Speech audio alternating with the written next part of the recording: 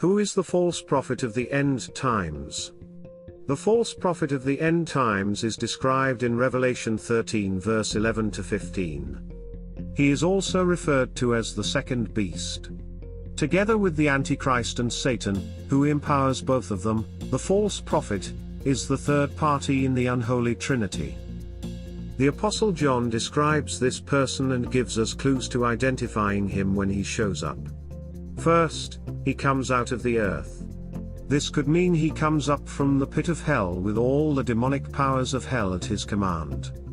It could also mean he comes from lowly circumstances, secret and unknown, until he bursts on the world stage at the right hand of the Antichrist.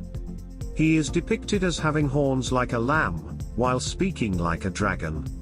The horns on lambs are merely small bumps on their heads until the lamb grows into a ram. Rather than having the Antichrist's multiplicity of heads and horns, showing his power and might and fierceness, the false prophet comes like a lamb, winsomely, with persuasive words that elicit sympathy and goodwill from others. He may be an extraordinary preacher or orator whose demonically empowered words will deceive the multitudes. But he speaks like a dragon, which means his message is the message of a dragon.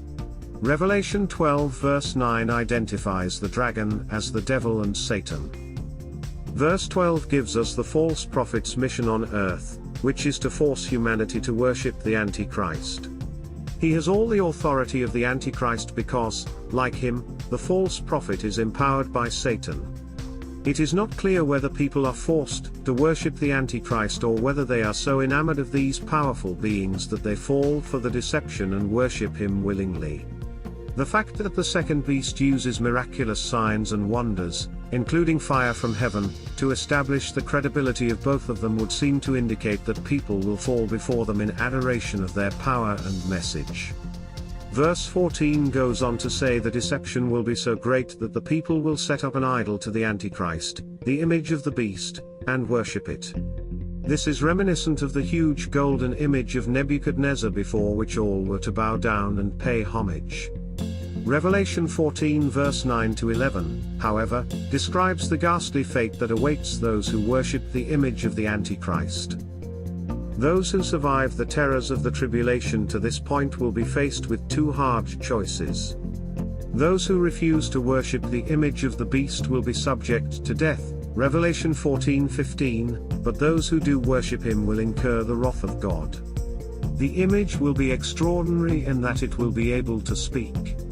Whatever the image is, it will have some kind of ability to breathe forth the message of the Antichrist and the false prophet. Along with being the spokesman for them, the image will condemn to death those who refuse to worship the unholy pair. In our technological world, it is not hard to imagine such a scenario.